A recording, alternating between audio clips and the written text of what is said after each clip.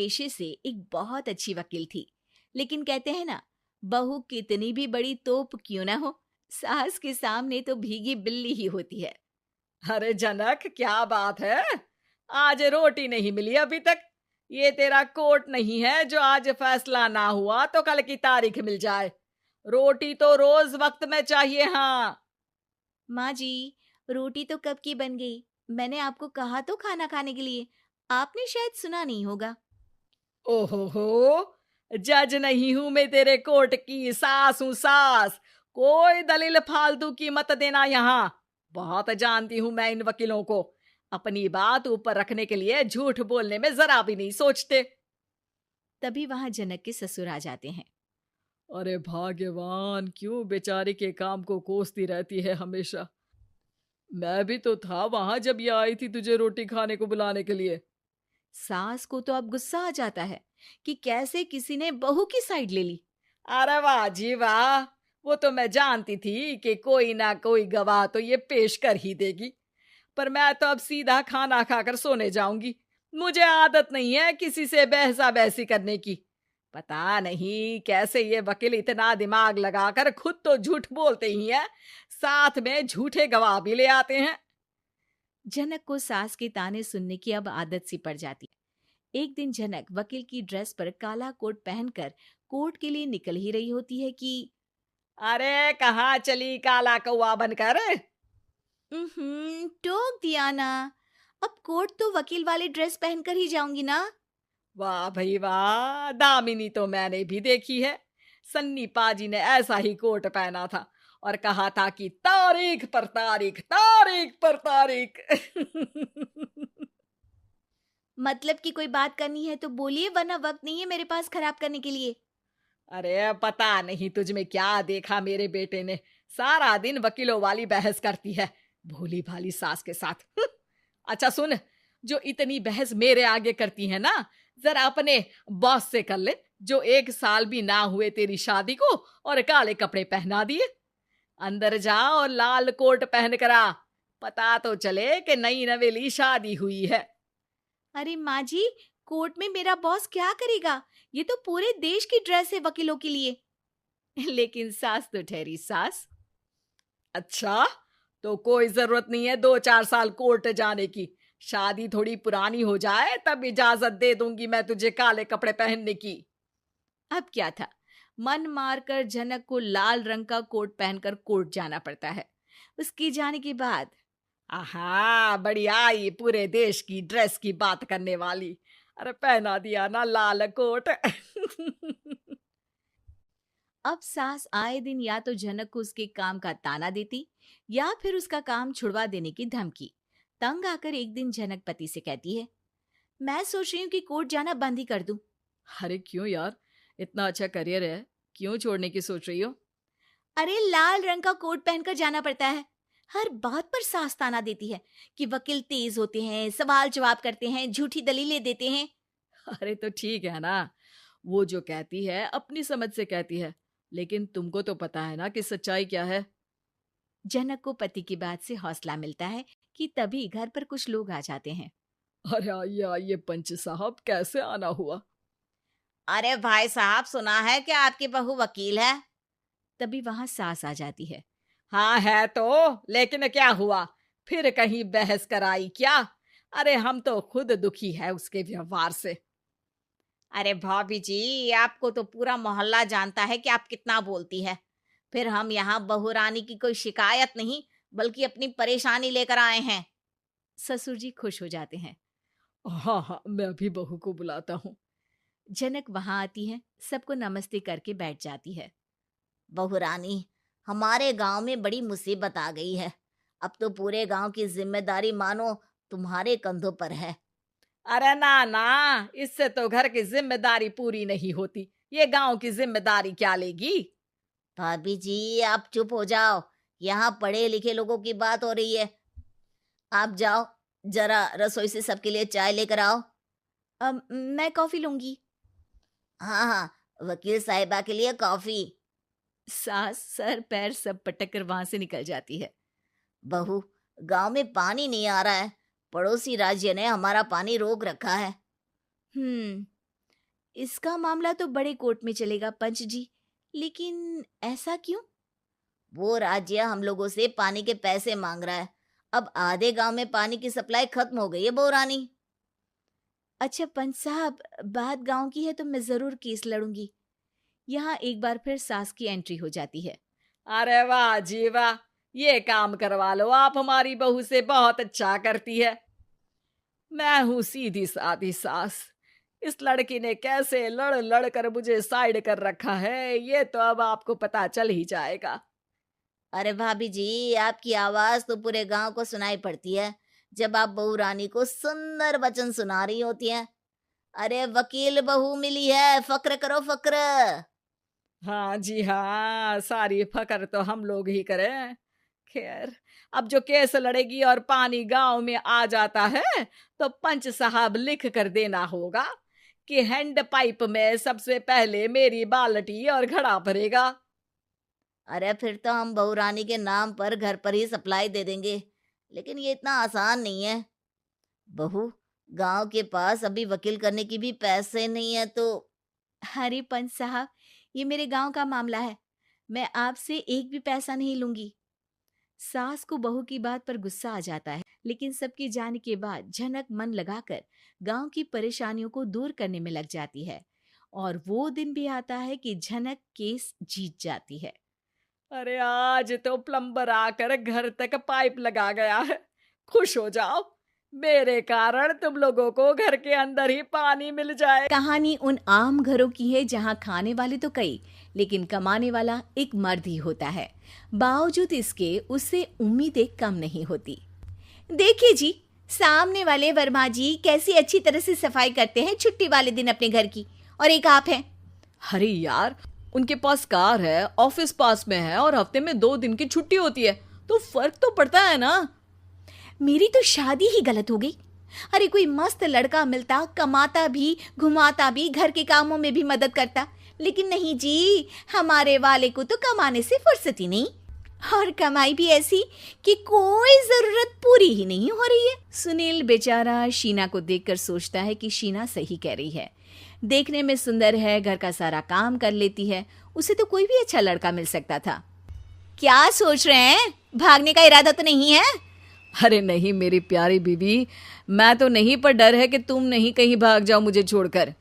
शीला सुनील के मुंह से प्यार भरी बात सुनकर मुस्कुराती है। आप भी ना। सुनील एक दिन ऑफिस से घर आता है कि तभी शीना कहती है, सुनिए जी, वो मेरी सहेली आई थी, सारा दिन वो लोग यहीं थे, अब जा रही थी तो मैंने कहा नहीं नहीं, मेरे पति छोड़ आएंगे ना तुम्हें, तो रोक लिया मैंने। सुनील थोड़ी देर कुछ सोचता है, फिर कहता है, ठीक है, मैं कपड़े चेंज करके आता हूँ। अरे तेरे पति को तो लग रहा है कि अच्छा नहीं लगा। अरे नहीं नहीं, ऐसी कोई बात नहीं है, रुको मैं अभी उन्हें घर के कपड़े देकर आती हूँ। शीना अंदर जाती है जहां सुनील पलंग पर लेटा होता है। अरे क्या मजाक है, वो कह रही है कि आपने मुंह बना लिया। सही तो कह रही है, सुबह से अब ऑफिस से लौटा हूँ, एक कप चाय का तो पूछा नहीं, 20 किलोमीटर जाओ और आओ, और फिर कल उसी टाइम पर ऑफिस। अरे यार, मुझे गाड़ी चलानी आती ना तो बोलती भी नहीं आपको, और कौन सा रिक्शा खींच कर जाना है आपको। सुनील अब क्या बोलता। रात देर से आता है और सो जाता है। अगले दिन शरीर दर्द हो रहा है। अरे तो मत जाओ ना ऑफिस, चलते हैं ना मार्केट घूमने, फिर पिक्चर देखेंगे और रात में खाना खाकर घर वापस। सुनील जब सारे दिन की थकान वाला शेड्यूल सुनता है तो वो सीधे सीधे ऑफिस के लिए तैयार हो जाता है। अब आए दिन शीना की डिमांड बढ़ती ही चली जाती है और सुनील उसको पूरा भी करता। लेकिन एक दिन, ए जी मेरा भाई आ रहा है, उसे 2 लाख रुपए की जरूरत है। हाँ तो मैं क्या करूं शीना, मेरे पास इतने रुपए नहीं है। हाँ हाँ पता है नहीं है, लेकिन किसी से लेकर तो दे सकते हो ना। अरे मैं किससे मांगू, मेरे तो जानने में भी कोई नहीं है जिसके पास इतनी बड़ी रकम हो। तभी वहां शीना का भाई शीनू आ जाता है। जीजा जी कैसे हैं आप? अब मैं ठीक हूँ शीनू, अचानक इतनी बड़ी रकम की जरूरत कैसे पड़ गई? अरे जीजा जी, वो बिजनेस शुरू किया ना, तो उसके लिए पैसे की जरूरत है। काफी हो चुका है, थोड़ा पैसा बचता है तो मैंने सोचा आपसे ले लूं। देखो, मेरे ऑफिस में कुछ लोग हैं जिनकी सेविंग अच्छी है, मैं उन लोगों से बात करके देखता हूँ। सुनील ऑफिस से किसी से पैसे लेकर शीना को दे देता है। शीना वो पैसा भाई को दे देती है। 2 महीने बाद। अरे यार शीना, वो ऑफिस वाला आदमी अपने पैसे मांग रहा है, कैसे दूं? अपने भाई से बोलो ना पैसे दे दे। अरे हाँ हाँ दे देगा, कहाँ भागा जा रहा है, आप उनको बोल दो कि दे देंगे। थोड़े दिन बाद। शीना, वो आदमी मुझसे आज भी पैसे मांग रहा था यार, मैं तंग आ गया हूँ। ऑफिस जाते ही सामने उसका चेहरा दिखता है, क्या बोलूँ, बार बार पैसे मांगता है। अच्छा, मैं शीनू को फ़ोन लगाती हूँ, बात करके देखती हूँ। शीना भाई को फ़ोन करती है लेकिन वो फ़ोन उठाता ही नहीं। लगता है भाई कहीं ऐसी जगह है जहाँ नेटवर्क की समस्या होगी। सुनील अगले दिन दोपहर को ही घर आ जाता है। उसका चेहरा उतरा और परेशान सा होता है। वो रोने लगता है। अरे क्या हुआ जी? आप इतना परेशान क्यों हैं? सब ठीक तो है ना? अरे नहीं शीना, कुछ ठीक नहीं है, मैं ठीक नहीं हूँ। तुम्हारे भाई के लिए मैंने जो पैसे लिए थे, उस आदमी ने आज भरे ऑफिस में सबके सामने मेरी बेइज्जती कर दी। सबके सामने आज मैं कर्जदार बनकर खड़ा था। मैंने हर वो प्रयास किया घर चलाने के लिए जो मैं कर सकता था, लेकिन अब नहीं होगा। वो फिर रोने लगता है। अरे आप तो औरतों की तरह रो रहे हैं, मर्द हैं आप। क्यों? आदमी के सीने में दिल नहीं होता, या फिर वो इंसान नहीं मशीन होता है? अरे मैं थक चुका हूँ शीना, तुम समझती क्यों नहीं? मैं भी शारीरिक और मानसिक रूप से थकता हूँ, मैं भी आराम करना चाहता हूँ, सुकून चाहता हूँ। मैं अब कुछ नहीं कर सकता। कुछ नहीं। वो बैठ जाता है। शीना पति को हैरान परेशान देखकर चुप हो जाती है। अगले दिन। सुनिए, ये लीजिए 2 लाख रुपये, उस आदमी को दे दीजिए और बोल दीजिए कि आज के बाद किसी को पैसे के लिए बेइज्जत ना करे। सुनील पैसे देखकर राहत की सांस लेता है। अरे शीना, तुमने तो मेरा बहुत बड़ा काम कर दिया। अब मैं शान से ऑफिस जा सकता हूँ, लेकिन ये पैसे आए कहाँ से? ये पैसे मैंने अपने गहनों को गिरवी रख कर लिया है। तुम ठीक रहो, निश्चिंत रहो, मैं बस यही चाहती हूँ।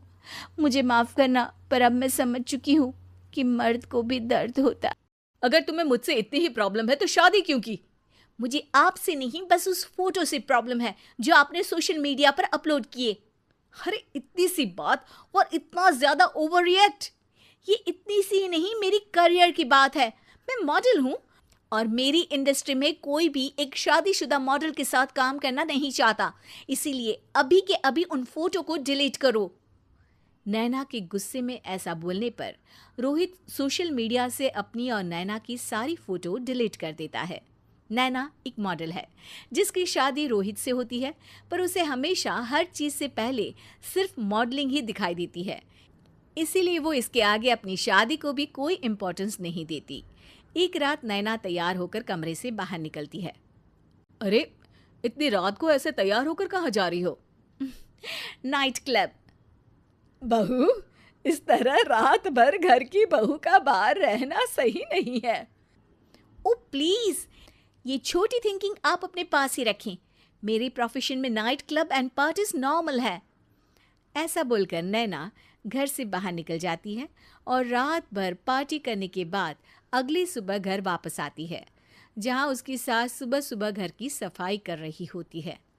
ओहो मम्मी, आप तो बहुत जल्दी उठ जाती है। चलो अच्छा है, मैं चली सोने। जब पूरी दुनिया के उठने का समय है तब तुम्हें सोना है। भला ये भी कोई घर वापस आने का समय है?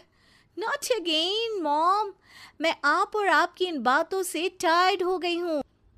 अगर आपको ये सब सहन नहीं करना था तो रोहित की शादी एक मॉडल की बजाय किसी साधारण लड़की से करानी थी ना।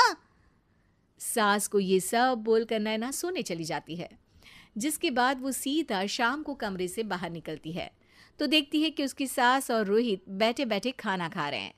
नैना भी उन्हीं के साथ डाइनिंग टेबल पर जाकर बैठ जाती है, जहां सारा तेल वाला खाना देखकर वो गुस्से में भड़क जाती है। ये सब क्या है मॉम? आपको पता है ना कि मैं एक मॉडल हूँ और मुझे अपना फिगर मेंटेन करने के लिए हेल्दी फूड ही खाना होता है, नॉट लाइक यू। फिर भी आपने सारे खाने में तेल ही तेल भर दिया। बस नैना, बिल्कुल चुप। पहले तो तुम घर में एक सुई तक नहीं हिलाती और मम्मी जो पूरा समय अकेले काम करती रहती है उन पर चिल्ला रही हो। इतनी दिक्कत है तो खुद ही खाना क्यों नहीं बना लेती? पर बनाओगी कैसे? तुम्हें तो मॉडलिंग, पार्टी और सेल्फी के अलावा और कुछ आता ही नहीं ना। मेरे भैया भाभी ने मुझे आज तक किसी काम के लिए नहीं बोला। मैंने जब जो मांगा वो मिला, और इन्हें देखो खाने के नाम पर कितनी बातें सुना दी। बस बहुत हुआ, मुझे अब यहाँ नहीं रहना। नैना गुस्से में तुनकते हुए बैग पैक करके घर छोड़कर अपने भैया के घर पहुंच जाती है, जहां उसकी भाभी खुशी से नैना का स्वागत करती है। अरे क्या बात है नैना, ना कोई खबर ना रोहित साथ में, अचानक कैसे आना हुआ? मैं तो उस घर को हमेशा के लिए छोड़ आई, दोबारा कभी वहां वापस नहीं जाऊंगी।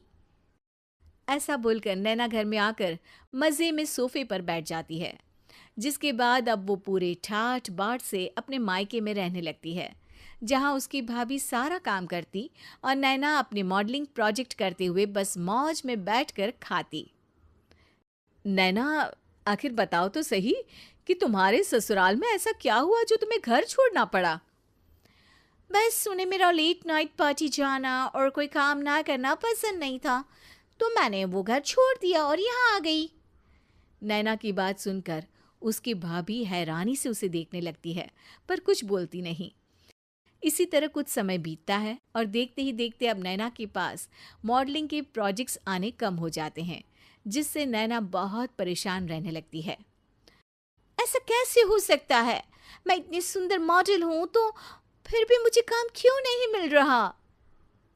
देखो नैना, काम में ऐसे उतार चढ़ाव तो आते ही रहते हैं।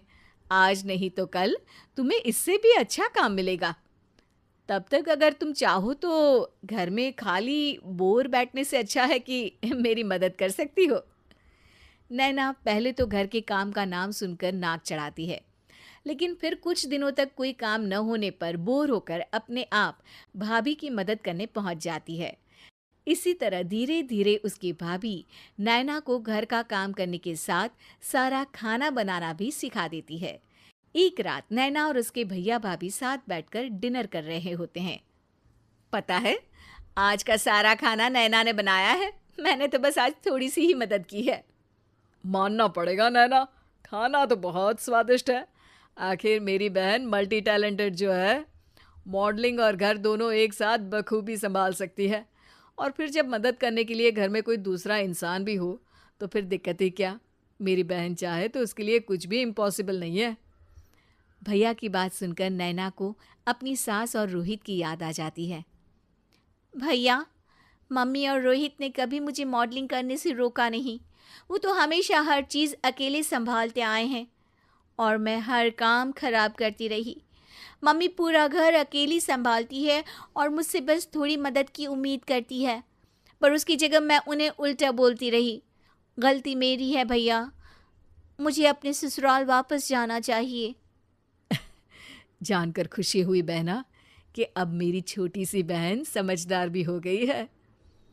इसके बाद नैना अपने ससुराल वापस आकर रोहित और अपनी सास से माफ़ी मांगती है और बाद में खुशी खुशी अपना मॉडलिंग और घर संभालते हुए ससुराल में रहने लगती है।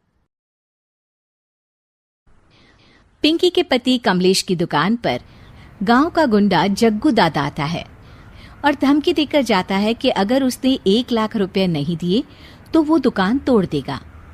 घर में सभी परेशान होते हैं। अरे सत्यानाश हो उस जग्गू का, अच्छा खासा लड़का था, पता नहीं क्यों गुंडागर्दी करने लगा। किसी की भी जमीन हड़प लेता है और अब हमारी दुकान के पीछे पड़ा है नास पीटा। मेरे तो कुछ भी समझ में नहीं आ रहा कि मैं क्या करूं। अरे बेटा, मैं तो कह रही हूं कि 1 लाख रुपए दे दो और छुट्टी पाओ इस जग्गू दादा से। नहीं माँ, मेहनत की कमाई है, ऐसे कैसे दे दूं? मैं तो 1 रुपया भी नहीं देने वाला उसे। अरे पैसा तो दोबारा भी कमा लेंगे, पर जान है तो जहान है।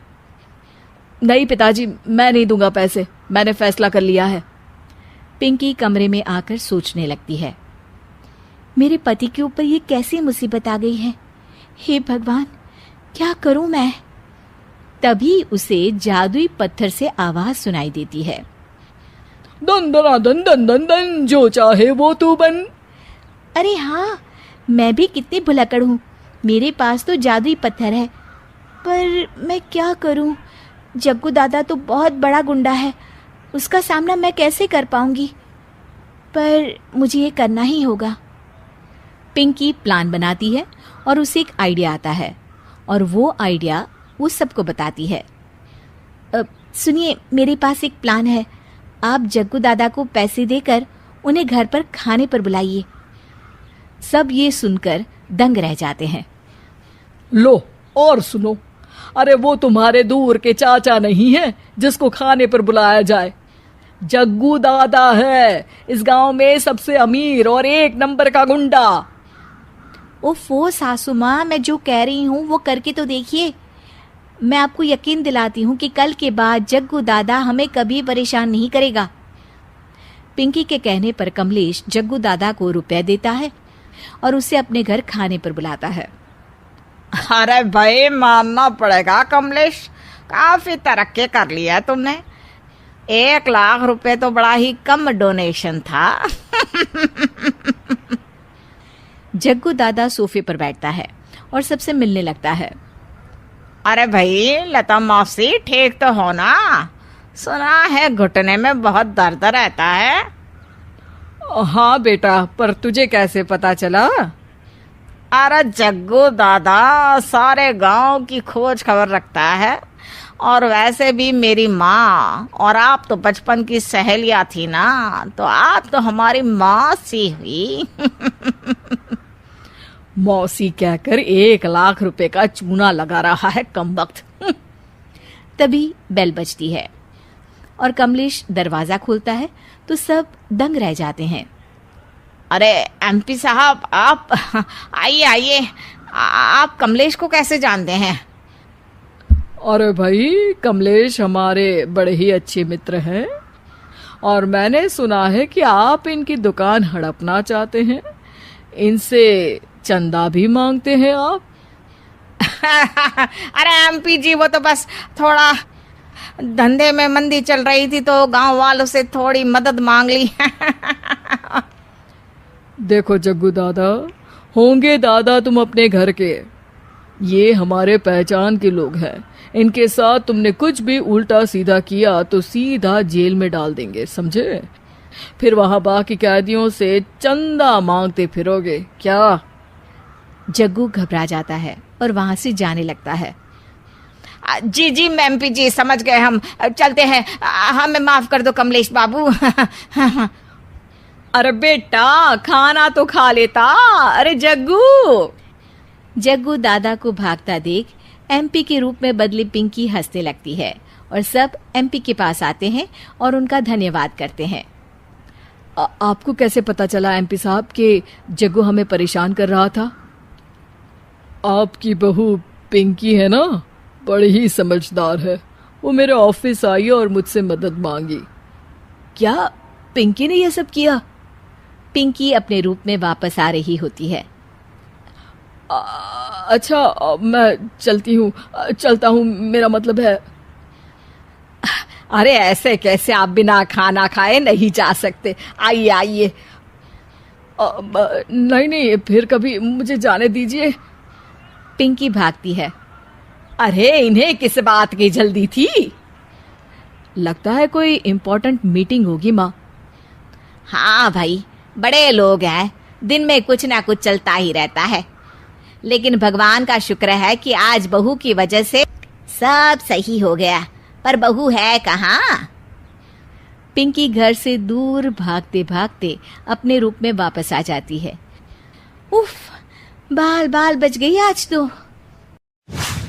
कहानी एक ऐसे घर से जहां शादी का माहौल है, लेकिन टेंशन और शांति इतनी कि शादी का घर किसी जंग के मैदान जैसा दिख रहा था। अरे जैसा मर्जी डेकोरेशन कर दो, पैसों की चिंता मत करो। इतना पैसा जब लड़के वालों को दे दिया तो फूल वालों को देने में मुझे क्या दिक्कत है? अरे धीरे बोलो ना, साफ लग रहा है कि फ्रस्ट्रेटेड हो। अरे तुम तो चुप ही रहो। एक बेटी संभाल नहीं पाई। सारा दिन मैं काम पर जाता था, सोचता था घर पर बच्चों को अच्छे से संस्कार मिल रहे होंगे, लेकिन नहीं, मैडम को तो अपनी किटी और फैशन से फुर्सत मिले तब ना। माँ चुपचाप वहां से चली जाती है। समझ में नहीं आता कि आखिर शर्मा खानदान में हो क्या रहा है। कल तक चिड़िया सी फुदकने वाली शीना की शादी यूं अचानक एक मोटे काले लड़के से क्यों हो रही है। शीना कमरे में हाथ में गुड़िया लिए बोलती है, मेरे साथ जो हो रहा है ठीक हो रहा है। तुम तो सब जानती हो, साहिल मेरे लिए भगवान है। अब जब वो ही नहीं मिला तो फिर कोई भी हो, जिंदगी ही तो जीनी है, जी लेंगे। बाहर शीना की बुआ किसी से बात करती है। अरे मोटा नहीं, उसे तो खाते पीते घर का कहते हैं। अब ओबेरॉय का नाम भी किसी को बताने वाली बात है। उनका इकलौता लड़का तो करोड़ों की सामी तो है ही। अरे हमारी शीना बिटिया तो रानी बनेगी, रानी। इन सब के बीच कहीं कोने पर शीना हाथ में मेहंदी सजाए बैठी थी और आंखों में आंसू सजाए। और वो समय भी आ जाता है जब शीना मंडप के नीचे हाथ में वरमाला लिए खड़ी होती है। लेकिन तभी अफरा तफरी मच जाती है। कोई कहता है, अरे लड़के की माँ को हार्ट अटैक आ गया। अरे अच्छी खासी थी, कैसे हो गया? अरे कहते हैं ना, किसी किसी लड़की के पैर अच्छे नहीं होते, हो सकता है कि मनहूस है ये लड़की। शीना पास खड़ी सब सुन रही थी। फिर शीना अपने कमरे में आ जाती है। शादी ये कहकर नहीं होती कि लड़की मनहूस है। अब लगातार शीना के लिए लड़के देखने आते, लेकिन आस पड़ोस या किसी के कहने पर शादी हर बार टूट जाती। लेकिन एक दिन, अंकल, मैं काफी दिनों से आपसे मिलने की कोशिश कर रहा था, लेकिन हिम्मत नहीं हो पा रही थी। अरे बेटा, हिम्मत तो हमारी टूटी पड़ी है। वैसे कौन हो तुम? अब मेरा नाम साहिल है अंकल। मैं शीना से प्यार करता हूँ और उसी से शादी करना चाहता हूँ। अरे अब तो किस जात के हो ये भी मायने नहीं रखता। बेटा, मेरी बेटी मनहूस है। ये सब कहते हैं कि इसीलिए उसकी शादी नहीं हो पा रही। अगर तुम शादी करने को तैयार हो तो ठीक है। शीना की शादी साहिल से हो जाती है।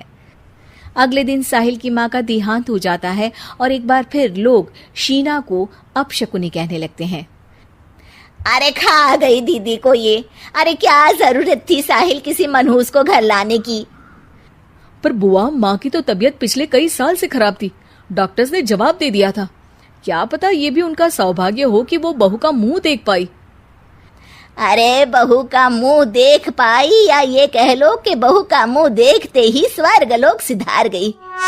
खैर, हमें क्या, घर तुम्हारा है, हम तो चले। अब शीना को खुद पर ही शक होने लगता है कि कहीं सच में वो अपशकुनी तो नहीं। साहिल, हम दोनों की शादी नहीं हुई होती तो अच्छा था। देखो ना, कैसे पहले मेरी शादी टूटती थी और अब तुम्हारी माँ भी।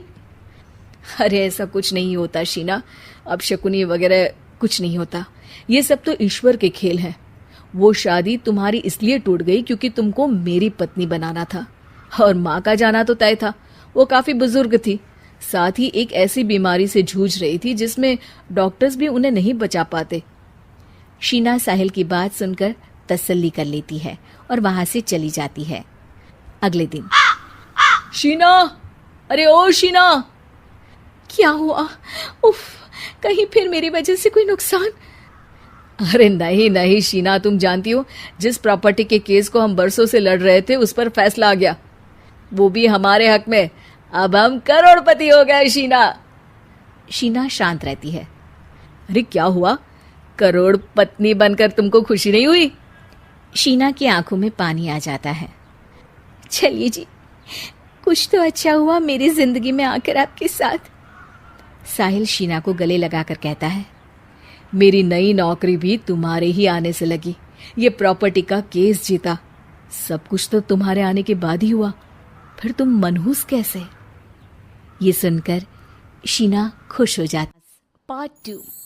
अब तक आपने सुना कि कावेरी जी अपनी तीनों बेटियों ईशा, मोहिनी और सुहाना की शादी 3 घर जमाई लड़कों के साथ करवा देती है। उन्हें लगता है कि ये लड़के शायद घर का कामकाज संभाल लेंगे, लेकिन उनके तीनों घर जमाई बहुत आलसी थे। वो नौकरी भी नहीं करते थे और बाहर का काम भी नहीं। कावेरी जी ने अपनी बेटियों से कहा कि वो प्रेगनेंसी का बहाना बनाकर अपने पतियों को सबक सिखाए। अब सुनिए आगे। मम्मी, आपने जैसा कहा था हमने वैसा ही किया, लेकिन देखिए ना, विवेक का हाल तो वैसा का वैसा ही है। घर में ना सुबह का नाश्ता बनता है और ना खाना। नौकरी पर जाने की बात करूं तो खाने को दौड़ते हैं मुझे। हाँ मम्मी, मैंने भी सुमित को कितनी बार कहा कि अगर नौकरी नहीं करनी तो कोई छोटी सी दुकान ही खोल लो, घर का खर्चा कैसे चलेगा। देखो दोपहर के 12 बजने आए और जनाब अभी तक सो रहे हैं। हाँ मम्मी, ईशा और सुहाना ठीक कहती हैं। अविनाश का भी यही हाल है। जब मैंने अपनी प्रेगनेंसी के बारे में कहा तो मुझसे कहने लगा, अरे दूसरी लड़कियां तो 9-9 महीने तक नौकरी करती है, बस डिलीवरी के टाइम छुट्टी लेती है। मोहिनी, तुम भी नौकरी करो। अब मुझे कहाँ नौकरी मिलेगी। मम्मी बताओ अब मैं क्या करूं। हे भगवान, क्या सोचकर घर जमाई दामाद लाई थी मैं कि मेरी बेटियां मेरे पास रहेंगी और खुश रहेंगी, लेकिन इन आलसी दामादों ने तो हमारी जिंदगी को भी प्रॉब्लम में डाल दिया है। मैं तो कहती हूँ मम्मी, हम लोग वापस अपनी जॉब पर जाना शुरू कर देते हैं। बता देते हैं इन लोगों को कि हमने प्रेगनेंसी का बहाना किया है। नहीं नहीं बेटा, ऐसी गलती भी मत करना। अगर तुमने ऐसा किया तो इन तीनों की आदत और ख़राब हो जाएगी। अरे आज नहीं तो कल कभी तो तुम प्रेग्नेंट होगी, तब वापस यही प्रॉब्लम आएगी। तब क्या करोगी तुम तीनों। हाँ मम्मी, आपकी बात तो बिल्कुल सही है। इन लोगों को तो सुधारना ही पड़ेगा। लेकिन कैसे? अपने बच्चों के आने की खबर सुनकर भी इन लोगों पर कोई असर नहीं हो रहा। पैसे कमाने के लिए घर से बाहर निकलना ही नहीं चाहते ये तीनों। अब मेरे दिमाग में एक प्लान आया है। तुम तीनों चिंता मत करो, उन तीनों को बुलाओ, फिर मैं बात करती हूँ। थोड़ी देर बाद कावेरी जी अपने तीनों दामादों को सामने बुलाकर अपनी बात कहना शुरू करती हैं। अविनाश, सुमित और विवेक, देखो बेटा, मैं ना तुम तीनों से बड़ा प्यार करती हूँ, इसीलिए तो तुम्हें घर जमाई बना कर रखा है मैंने। अरे मम्मी जी, सीधे सीधे कहिए ना, क्या बात है। प्यार तो हम भी आपको बहुत करते हैं। अरे मम्मी जी, आपकी इज्जत भी बहुत करते हैं। अरे भाई, आपके जैसी सास और कमाने वाली बीवी सबको मिलती है क्या? हाँ मम्मी, विवेक और सुमित ठीक कह रहे हैं। आपकी बेटी से शादी करके मेरी तो ज़िंदगी ही अच्छी हो गई है। जानती हूँ मैं, और ये भी जानती हूँ कि तुम तीनों अपने अपनी बीवियों से बहुत प्यार करते हो। बेटा, बात ऐसी है कि हमारे कुल गुरु ने कहा है कि प्रेग्नेंट होने के बाद मेरी तीनों बेटियां शुरू के 4 महीने हमारे गांव में जाकर रहेगी, जहां मेरे चाचा जी रहते हैं। अरे लेकिन क्यों मम्मी, गांव में जाकर रहने की क्या ज़रूरत है इन तीनों को। वो क्या है ना बेटा, हमारे परिवार को एक श्राप है। अगर मेरी बेटियों ने यहाँ पर बच्चा पैदा करने की कोशिश की तो उनके बच्चों को कुछ भी हो सकता है। इसलिए अब से लेकर 4 महीने पूरे होने तक इन्हें गांव वाले घर में रहना पड़ेगा। हाँ तो इसमें प्रॉब्लम क्या है मम्मी जी, हम भी वहाँ जाकर रहेंगे, पिकनिक मनाएंगे। अरे भाई, बीवी जहाँ हम भी वहाँ। हाँ यार, आइडिया तो बहुत अच्छा है। शहर की ज़िंदगी में रह रहकर परेशान हो चुके हैं, अब कुछ दिन गांव में बिताएंगे। तुम लोग समझने की कोशिश क्यों नहीं करते। तुम में से कोई भी वहाँ नहीं जा सकता, और मैं यहाँ रहूँगी ना तुम तीनों के साथ। 4 महीने की तो बात है, उसके बाद ये तीनों ही लौट कर आ जाएंगी। ठीक है मम्मी जी, अब हमारे बच्चों का सवाल है तो ये तो करना ही पड़ेगा। कावेरी अपनी तीनों बेटियों को कुछ दिन के लिए घर से बाहर कहीं दूसरे शहर में रहने के लिए भेज देती है। कुछ दिनों के बाद, अरे मम्मी जी, बहुत दिन से पिज्ज़ा नहीं खाया, मंगवाइए ना। क्या बताऊं बेटा, पहले तो बेटियां खर्चा दे देती थी क्योंकि उनकी नौकरी थी, लेकिन अब तो मेरे पास पैसे ही नहीं बचे। थोड़े बहुत पैसे हैं जो बच्चों की डिलीवरी में काम आएंगे। लेकिन मम्मी जी, आपकी बेटियों को वापस आने में तो अभी बहुत वक्त बाकी है। वही सोच सोच कर परेशान हो रही हूँ। सोच रही हूँ कल से दूध भी बंद करवा देती हूँ। अब दूध वाले को देने के लिए पैसे भी तो नहीं है ना। अरे नहीं नहीं मम्मी जी, अगर दूध भी बंद करवा दोगी तो मुझे चाय कहाँ से मिलेगी, और चाय के बिना मैं तो मर ही जाऊंगा। क्या करूं बेटा, इसके अलावा हमारे पास कोई ऑप्शन नहीं है, मेरे पास पैसे ही नहीं बचे। इस तरह कावेरी जी धीरे धीरे अपने तीनों दामादों को पैसे देना बंद कर देती हैं और घर में खाने पीने की चीज़ें लाना भी बंद कर देती है।